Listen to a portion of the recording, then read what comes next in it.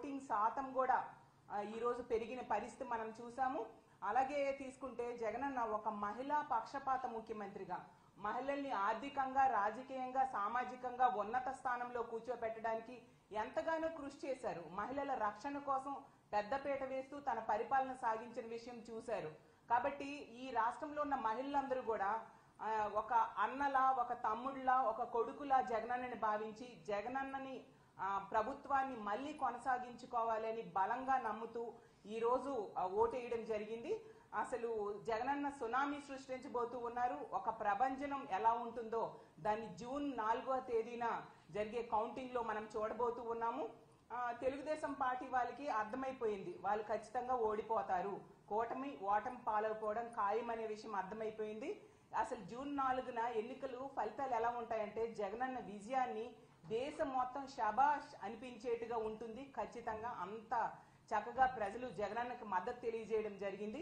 అలాగే తీసుకుంటే తెలుగుదేశం పార్టీ వాళ్ళు చంద్రబాబు నాయుడు గారు అయితే అబద్ధ హామీలు ఇచ్చారు, కూటమి కట్టారు. అలాగే వదిన పురంధరేశ్వరి గారితో కలిపి ఎస్పీలను మార్చారు, అధికారులను మార్చారు ఎలక్షన్ కమిషన్ తో చెప్పి. అలాగే వాళ్ళ ఎల్లో మీడియా ద్వారా అసత్య ప్రచారాలు చేయడం జరిగింది, వాళ్ళ సోషల్ మీడియాలో తప్పుడు ప్రచారాలు చేయడం జరిగింది. ఎన్ని చేసినా కూడా ప్రజలైతే మాత్రం జగనన్న వెనకే ఉన్నారు. తెలుగుదేశం పార్టీకి ఎవరు ఓట్లు వేయని పరిస్థితి, ఈ కూటమికి ఎవరు ఓట్లు వేయని పరిస్థితి. వన్ సైడ్ గా వైఎస్ఆర్ కాంగ్రెస్ పార్టీకి ఓట్లేశారు. సో అసహనానికి గురైపోతూ ఉన్నారు తెలుగుదేశం పార్టీ నాయకులు గాని, కూటమి నాయకులు గాని.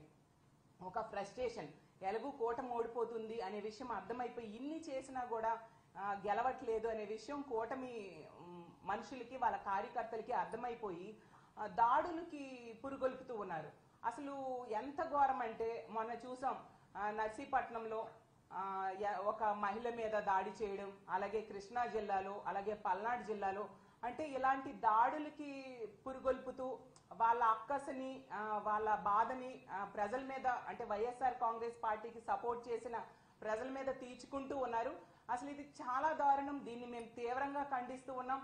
అసలు మనం ప్రజాస్వామ్య దేశంలో ఉన్నామా లేదా అన్నట్టుగా వీళ్ళ ప్రవర్తన ఉంది. వాళ్ళు అధికారులు మార్చుకున్నారు, వాళ్ళ సపోర్ట్ తో ఎన్నో దౌర్జన్యాలు గురి చేయడం జరిగింది. అంటే ఇప్పుడు అంటే ఎలక్షన్ కోడ్ ఉంది, ఎన్నికల కమిషన్ అధికారంలో ఉంది కాబట్టి ఈ టైంలో ఏమైనా చేసేద్దాం, ప్రజల మీద ఏ దాడులైనా చేసేద్దాం అన్నట్టుగా తెలుగుదేశం పార్టీ వాళ్ళు చేస్తూ ఉన్నారు. దీన్ని ప్రజలు చూస్తూ ఊరుకోరు అనే విషయం గమనించాల్సిందిగా కోరుతున్నాను. మీరు అప్పుడు అధికారంలో ఉండేప్పుడు సరైన పరిపాలన ఇవ్వలేదు కాబట్టే ప్రజలు 19లో మీకు బుద్ధి చెప్పడం జరిగింది. ఈ 24 ఎన్నికల్లో కూడా మీకు ఖచ్చితంగా బుద్ధి చెప్పారు. అసలు తెలుగుదేశం పార్టీ అంటే, టీడీపీ అంటే తెలుగుదేశం పార్టీలా లేదు. ఈ రోజు ప్రజల మీద ఈ దాడులను చూస్తూ ఉంటే తెలుగు డెకాయిడ్స్ పార్టీలా ఉంది అనేసి ప్రజలు అనుకుంటూ ఉన్నారు. ఒక టీడీపీ అంటే తెలుగు దండుపాల్యం పార్టీలా దాడులు చేస్తూ ఉన్నారు. అలాగే టీడీపీ అంటే తెలుగు దుశ్శాసనల పార్టీలా మహిళల మీద దాడి చేస్తూ ఉన్నారు. టీడీపీ అంటే తెలుగు దొంగల పార్టీలా మహిళల తాలూకా బంగారు ఆభరణాలు కూడా ఈ దాడుల్లో దోచేసుకుంటూ ఉన్న పరిస్థితి చూసాం. ఒక టీడీపీ అంటే తెలుగు దుర్మార్గుల పార్టీలా ఈ రోజు బిహేవ్ చేస్తూ చాలా దుర్మార్గంగా వృద్ధుల మీద కూడా దాడులు చేసే పరిస్థితి మనం చూసాము. అలాగే టీడీపీ అంటే టెర్రరిస్ట్ డెకాయిడ్ పార్టీలా బీసీ, ఎస్సీ, ఎస్టీ మైనారిటీల మీద చాలా దారుణంగా దాడులు చేస్తూ ఉన్నారు. మేము చాలా తీవ్రంగా దీన్ని ఖండిస్తూ ఉన్నాము. అసలు మీ ఇళ్లలో ఆడవాళ్ళు ఉండరా? ఇలాంటి పనులే గాని వాళ్ళ మీద జరిగితే మీరు సహించగలరా? మీ అక్క చెల్లెమ్మలకు గనుక ఇలాంటివి జరిగితే ఇది చాలా దారుణం కాదా? ఇప్పుడు తీసుకోండి, నర్సీపట్నంలో అయ్యన్న పాత్రుడు గారి అనుచరులు ఆమె ధర్మసాగరం, నర్సీపట్నం మండలంలో ధర్మసాగరము గ్రామంలో పాలమూరు రాజకుమారి అనే మహిళ, ఆమె వాలంటీర్ గా పనిచేసి ఆమె రిజైన్ చేసేసి వైఎస్ఆర్ కాంగ్రెస్ పార్టీకి సపోర్ట్ చేసింది. జగనన్న వల్ల మేలు పొందింది కాబట్టి సపోర్ట్ చేసింది. అందులో తప్పేముంది? ఇది ప్రజాస్వామ్య దేశం. నచ్చిన పార్టీకి సపోర్ట్ చేసుకోవచ్చు, నచ్చిన వాళ్ళకు ఓటేసుకోవచ్చు. అర్ధరాత్రి ఒంటరి మహిళ మీద ఇంట్లో జ్వరబడి జుట్టు పట్టుకొని ఈడ్చి చెప్పలేని ప్రదేశాల్లో తంతూ ఆమెకి ఎంతో బాధించి దుర్మార్గంగా బిహేవ్ చేశారు ఈ తెలుగుదేశం పార్టీ వాళ్ళు. ఎందుకంటే వాళ్ళకి ఓటమి భయం పట్టుకున్న పరిస్థితి మనం చూసాం. అలాగే అడ్డొచ్చింది ఒక వృద్ధ మహిళ, ఆమె చెవిలోవి కూడా లాగేసుకొని ఆమె మీద కూడా దాడి చేయడం జరిగింది. అసలు ఇది ఎంతవరకు సమంజసం? అయిన పద్ధతి గారు మీకు ఒకటే చెప్తూ ఉన్నాను, మీకెలాగూ మహిళలంటే గౌరవం లేదు, ఎప్పుడూ మహిళల గురించి చాలా అసభ్యంగా మాట్లాడుతూ ఉన్నారు మీరు. అలాంటి వ్యక్తులు మీ అనుచరులకు అదే సందేశాన్ని ఇస్తూ ఉన్నారా? మరి మీ ఇంట్లో ఆడవాళ్ళు కూడా ప్రచారం చేశారు కదా, మరి వాళ్ళ మీద కూడా ఎలాంటి దాడులు చేయమన్నా మీరు మెసేజ్ ఇస్తూ ఉన్నారు. ఎందుకు మీ అధినేత అయిన చంద్రబాబు నాయుడు గారి కుటుంబంలో కూడా ఆడవాళ్ళు ప్రచారం చేశారు కదా, మరి వాళ్ళ మీద కూడా ఎలాంటి దాడులు చేయండి అని మీరు మెసేజ్ ఇస్తూ ఉన్నారా? ఇలాంటి సందేశాన్ని మీ అనుచరులకి ప్రజలకి మీరు ఇస్తూ ఉన్నారా అని నేను అడుగుతూ ఉన్నాను. అసలు ఇది ప్రజాస్వామ్య దేశం. అసలు మీరు నేను చూశాను చాలాసార్లు పేపర్లలో, ఎన్నికల టైంలో పేపర్లలో, సోషల్ మీడియాలో 10 సార్లు కంటెస్ట్ చేస్తున్నారు అయ్యన్న పాత్రుడు గారు, ఓ సీనియర్ అనేసి అనుకుంటూ. అంటే మీ సీనియారిటీ ఒక ఒంటరి మహిళ మీద దాడి చేయడానికి ఉపయోగించారా? ఇదా మీ హీరోయిజం అని నేను అడుగుతూ ఉన్నాను. ఎంత దారుణంగా మీరు దిగజారిపోవాలా ఓట్ల కోసం? అంటే మీకు ఎగ్నిస్ట్ చేశారు అని చెప్పి ఎంత దారుణంగా మీరు దిగజారిపోయారా? ఎంత సీనియర్ అని చెప్పుకుంటారు కదా, మీ జూనియర్స్ కి మీరు ఇదే నా సందేశం ఇస్తూ ఉన్నారని నేను అడుగుతూ ఉన్నాను. అలాగే తీసుకుంటే ఆ కృష్ణా జిల్లాలో గన్నవరం నియోజకవర్గంలో ఉంగటూరు మండలంలో ఆత్కూరులో వేముల సంధ్యారాణి అనే మహిళ, ఆమె చేసిన పాపం ఏమీ లేదు, వైఎస్ఆర్ కాంగ్రెస్ పార్టీకి ఓటేసింది అంతే. ఆమెకైతే ట్రాక్టర్తో ఏకం తొక్కించి చంపేద్దామని చూశారు తెలుగుదేశం పార్టీ రౌడీ మోకలు. ఎంత దారుణం! అంటే మహిళలంటే అంత చిన్న చూపా మీకు? అంత చులకన భావమా? ఆడది అబల కాదు సబల అనే విషయం మీరు తెలుసుకోక ఇలాంటి పనులు చేస్తూ ఉన్నారు. కానీ ఈ రాష్ట్రంలో ఉన్న మహిళలందరూ కూడా ఒక సబల ఏం చేస్తుందో దాని ఓటు రూపంలో చేసి చూపించారు. రానున్న ఓటింగ్ టైంలో మీరు దాన్ని చూస్తారు ప్రత్యక్షంగా. అలాగే తీసుకుంటే పల్నాడు జిల్లాలో గురజాల కాన్స్టిట్యున్సీలో కొత్త గణేశన్పాడు గ్రామంలో అయితే బీసీ ఎస్సీ మహిళలకి 24 గంటలు బంధించి మరీ దాడి చేయడం జరిగింది. అసలు ఆ మహిళలు అయితే గుడిలోకి వెళ్ళి దాక్కున్నారు. వాళ్ళు చేసిన పాపం కూడా ఏం లేదు, వైఎస్ఆర్ కాంగ్రెస్ పార్టీకి ఓట్లు వేశారు.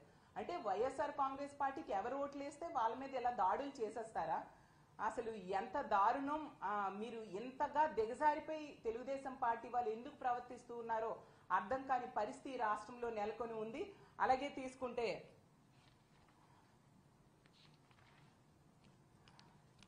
ఇన్ని రకాలుగా రాష్ట్రంలో ఎక్కడ చూసినా కూడా మహిళల మీద దాడులు చేస్తూ మీరు మీ సునకానందాన్ని పొందుతూ ఉన్నారు.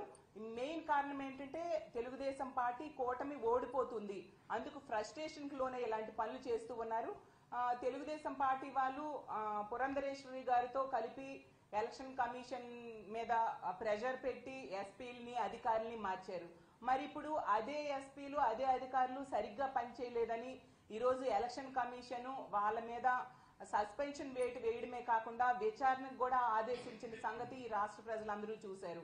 అంటే దీన్ని బట్టి ప్రజలందరూ కూడా అర్థం చేసుకోవాల్సిందిగా కోరుతున్నాను. తెలుగుదేశం పార్టీ నాయకులు ఈ పోలీస్ అధికారులతో కలిపి ఎలాంటి అరాచకాలు సృష్టించారు, ఎలాంటి ఘోరాలు చేశారు అనే విషయాన్ని రాష్ట్ర ప్రజలు తెలుసుకోవాల్సిందిగా కోరుతున్నాను. అసలు తెలుగుదేశం పార్టీ వాళ్ళు ఎప్పటికైనా దాడులు ఆపండి. మనం ప్రజాస్వామ్య దేశంలో ఉన్నాం, చర్యకి ప్రతి చర్య తీసుకోవడం చాలా ఈజీ.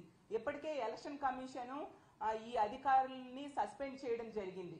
కానీ హింసకి ప్రతిహింస అనేది సమాధానం కాదు అనేసి మిగతా ఎదుటి వాళ్ళు ఆగుతున్నారు అనే విషయం మీరు అర్థం చేసుకోవాలి. ఇప్పటికే తీర్పు ప్రజలు ఇచ్చేశారు, ఫలితం అనేది జూన్ 4వ తేదీ వస్తుంది. మీకు ఏ బాధ్యత ప్రజలు ఇస్తే దాన్ని నిర్వర్తించండి. అది మానేసి ఇలాంటి హింసకి పురికొల్పడం ఎంతవరకు సమంజసమని మిమ్మల్ని నేను ప్రశ్నిస్తూ ఉన్నాను. అసలు ఈ దాడులకి హింసకి ముఖ్యంగా మహిళల మీద దాడులు చేయడము, హత్యాయత్నాలు చేయడము వీటన్నిటికీ ముఖ్య కారణం ఖచ్చితంగా చంద్రబాబు నాయుడు గారి డైరెక్షన్ అని నేను బలంగా నమ్ముతూ ఉన్నాను. రాష్ట్ర ప్రజలు కూడా బలంగా నమ్ముతూ ఉన్నారు. ఎందుకంటే చంద్రబాబు నాయుడు గారు మహిళలంటే గౌరవం లేదు, మహిళల్ని ఎన్నో హామీలు ఇచ్చి మోసం చేయడం జరిగింది. అతను అధికారంలో ఉండేప్పుడు మనం చూసాం, మహిళలకి రక్షణ లేని పరిస్థితి ఉండేది. ఒక రిషితేశ్వరి విషయం తీసుకున్నా, ఒక వనజాక్షి విషయం తీసుకున్నా, అలాగే మన పెందుర్తిలో ఒక గిరిజన మహిళకి జుట్టు పట్టుకొని ఈడ్చి కొట్టిన సంగతి మనం చూసాము. అలాగే కాల్మనీ సెక్స్ ర్యాకెట్ లో ఎంతమంది తెలుగుదేశం పార్టీ గోండాల దౌర్జన్యాలకి మహిళలు బలయ్యారో చూసాము. అలాగే ఏకం చంద్రబాబు నాయుడు గారు అతను స్వయంగా కోడలు మగబిడ్డను కంటానంటే అత్త వద్దంటుందా అని ఆడపిల్ల పుట్టుకునే అవహేళన చేసిన వ్యక్తి అతను. అతని దగ్గర మహిళలకి ఏం గౌరవం ఉంటుంది, మహిళలకి ఏమి రక్షణ ఉంటుంది? ఆ విషయం మహిళలకు కూడా తెలుసు. జగనన్న నాయకత్వంలో జగనన్న ముఖ్యమంత్రిగా మరో 30 ఏళ్ళు ఈ రాష్ట్రాన్ని పరిపాలించాలని బలంగా కోరుకుంటున్నారు. తెలుగుదేశం పార్టీ నాయకులు ఎప్పటికైనా ఈ దాడులు ఆపాల్సిందిగా కోరుతున్నాను. ఎలక్షన్ కమిషన్ కూడా నేను కోరుకునేది ఏంటంటే ఖచ్చితంగా ఈ దాడులు చేసిన వాళ్ళ మీద కఠిన చర్యలు తీసుకోండి. మనం ప్రజాస్వామ్య దేశంలో ఉన్నాము, ప్రజాస్వామ్యాన్ని కాపాడండి, ముఖ్యంగా మహిళల్ని రక్షించండి. మహిళలు అంటే వాళ్ళు బలహీనులు అని భావించొద్దు, వాళ్ళు ఆది పరాశక్తులు అనే విషయాన్ని గుర్తించాల్సిందిగా కోరుతూ ఉన్నాను. ఒకవేళ ఎలక్షన్ కమిషన్ కనుక చర్యలు తీసుకోకపోతే జూన్ 4వ తేదీన ఎన్నికలు కౌంటింగ్ జరుగుతుంది. ఖచ్చితంగా జగనన్న భారీ మెజారిటీతో గెలవబోతూ ఉన్నారు. ఈ మహిళలకి రక్షణకి పెద్దపీట వేసే జగనన్న ప్రభుత్వంలో ఖచ్చితంగా ఇలాంటి దాడులు చేసిన వాళ్ళందరి మీద కూడా కఠినమైన చర్యలు జగనన్న తీసుకోబోతున్నారు. కాబట్టి తెలుగుదేశం పార్టీ వాళ్ళు ఎకనైనా ఈ దాడులు ఆపండి, లేకపోతే చట్టబద్ధంగా మీకు కఠినమైన శిక్షలు రానున్న రోజుల్లో పడతాయనే విషయాన్ని గుర్తెరగండి అని తెలియజేసుకుంటూ, ఖచ్చితంగా మా వైఎస్ఆర్ కాంగ్రెస్ పార్టీ జగనన్న నేతృత్వంలో మళ్ళీ అధికారంలోకి భారీతో రాబోతూ ఉంది. రాష్ట్ర ప్రజలందరూ కూడా సిద్ధమై ఓటులేసి ఉన్నారండి. అది పోలింగ్ సల్ని బట్టి అలాగే పోలింగ్ పర్సంటేజ్ బట్టి ఖచ్చితంగా మేము నమ్ముతూ ఉన్నాము.